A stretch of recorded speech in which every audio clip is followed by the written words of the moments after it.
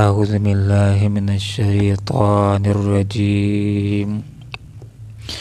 بسم الله الرحمن الرحيم. إنا نحن نزلنا الذكر وإنا له لحافظون. صدق الله العظيم. سبحانك لا علم لنا إلا ما علمتنا إنك أنت العليم الحكيم. إنا نحن بے شک ہم ہی نے نزلنا ہم نے نازل کیا الذکر اس ذکر قرآن کو وَإِنَّا اور بے شک ہم لہو اس کی لحافظون حفاظت کرنے والے ہیں۔ قرآن مجید عظیم الشان سے پہلے بھی کتابیں نازل ہو چکی ہیں انسانیت کی ہدایت کے لیے، تورات، انجیل، زبور اور دوسرے صحائف، لیکن لوگوں نے ان کے اندر تحریف کی۔ اب یہ بات معلوم نہیں ہو رہی کہ اس کے اندر اللہ کا کلام کون سا ہے اور لوگوں نے کون سی باتیں اس کے اندر اپنی طرف سے شامل کر لی ہیں۔ لیکن قرآن مجید عظیم الشان کی یہ صفت ہے کہ اللہ رب العالمین نے اس کی حفاظت کا ذمہ خود لیا ہے۔ صدیاں گزر چکی ہیں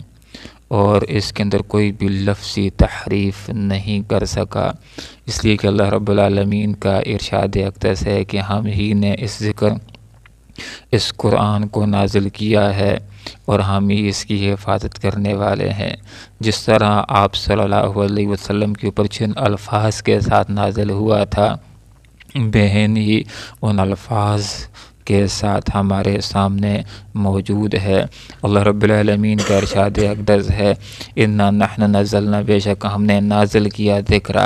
اس ذکر قرآن کو وَإِنَّا لَهُ لَحَافِظُونَ بے شک ہم ہی اس کی حفاظت کرنے والے ہیں۔ تو اللہ رب العالمین نے حفاظت کا ذریعہ ایک انسان کا دل بھی قرار دیا کہ بچوں کے دلوں کے ذریعے سے اللہ تعالیٰ اس کی حفاظت کرتا ہے، گویا کہ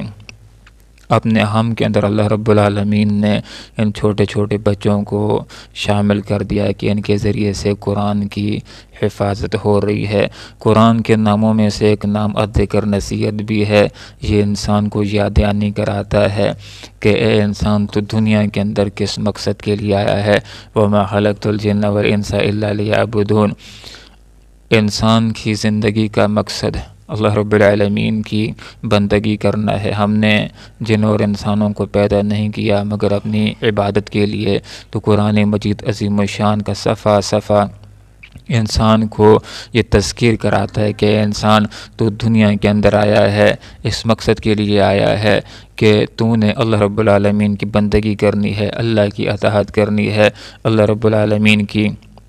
عبادت کرنی ہے۔ وَلَقَدْ أَرْسَلْنَا یقیناً ہم بھیج چکے ہیں رسول من قبل کا تو اس سے پہلے فی شیع الاولین پہلی قوموں کے اندر بھی، وَمَا یَأْتِیہِم اور نہیں آیا ان کے پاس میں رسول کوئی رسول الا مگر کانوا تھے وہ بھی اس کا یستہزئون مذاق اڑاتے۔ تو ایک بات اہل مکہ کو سمجھا دی گئی کہ یہ کوئی اچھمبی بات نہیں ہو گئی، کوئی نرالی بات نہیں ہو گئی کہ تمہارے درمیان آپ صلی اللہ علیہ وسلم نے رسالت کا اعلان کر دیا ہے، بلکہ یہ سلسلہ تو پہلے سے چلتا آ رہا ہے کہ ہر دور کے اندر اللہ رب العالمین نے لوگوں کی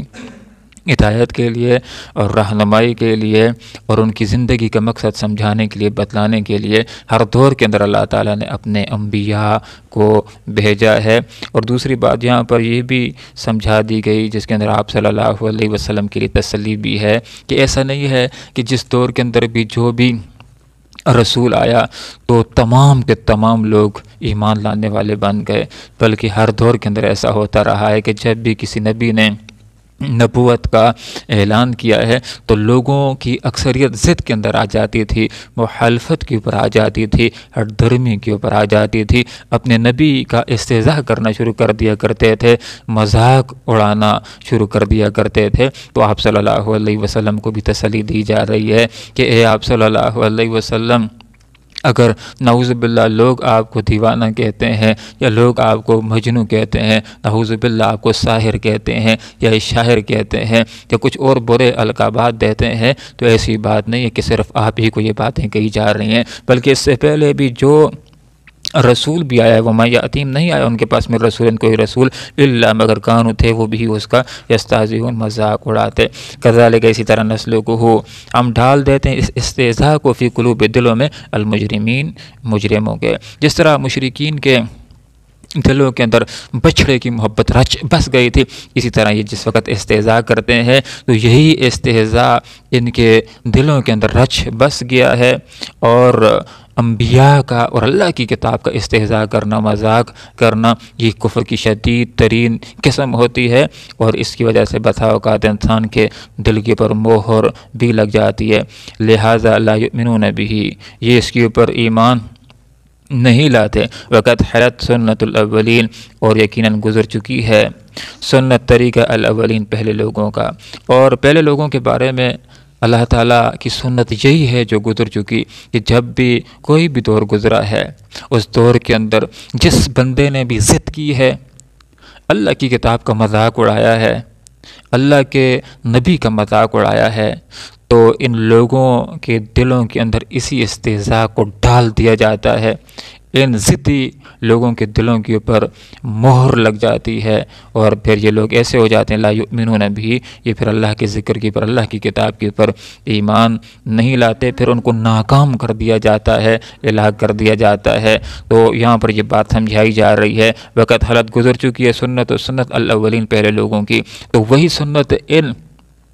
آل مکہ کے اوپر بھی جاری ہو سکتی ہے، یہ بھی اگر ضد کریں گے، یہ بھی اگر ہٹ دھرمی کا مظاہرہ کریں گے، یہ بھی قرآن کا مذاق اڑائیں گے، یہ بھی نبی کا مذاق اڑائیں گے، تو یہی مذاق ان کے دلوں کے اندر ڈال دیا جائے گا، پھر ان کے دلوں کے اوپر مہر لگا دی جائے گی، پھر یہ ایمان نہیں لا سکیں گے، اور جو ضدی ہوتے ہیں، جو ہٹ دھرم ہوتے ہیں، جو مقابلہ کرتے ہیں، جو ظلم کے اوپر اتراتے ہیں، پھر ایسے ضدی لوگوں کے بارے میں اللہ تعالیٰ کی سنت یہی ہوتی ہے کہ ایسے لوگوں کو سزا دے دی جاتی ہے، ان کو ہلاک کر دیا جاتا ہے، ان کو سزا دے کر کے، ان کو قتل کر کے پتھر کے کنویں کے اندر ڈال دیا جاتا ہے۔ اللہ رب العالمین سے دعا کرتے ہیں کہ اللہ تعالیٰ قرآن و سنت کو سمجھنے کی اور پھر اس کے پر اخلاص کے ساتھ عمل کرنے کی توفیق عطا فرمائے، آمین، وآخر دعوانا ان الحمدللہ رب العالمین۔ اتنا بے شک ہم نے ہم ہی نے نازل کیا الذکر قرآن کو، وَإِنَّ اور بے شک ہم ہی لہو اس کی لحافظون حفاظت کرنے والے ہیں، وَلَقَدْ یقیناً ارسلنا ہم نے بھیجے تھے رسول من قبل کا تجھ سے پہلے فی شیع الاولین پہلی قوموں میں بھی، وما یاتیم اور نہیں آیا ان کے پاس میں رسول کوئی رسول الا مگر کانو تھے وہ بھی اس کا یستہزئون مذاق اڑاتے، کذالک اسی طرح نسلکہ ہم ڈال دیتے ہیں اس استہزاء کو فی قلوب دلوں میں المجرمین مجرموں کے، لا یؤمنون لہذا وہ ایمان نہیں لایا کرتے بھی اس ذکر پر، وقد خلت یقیناً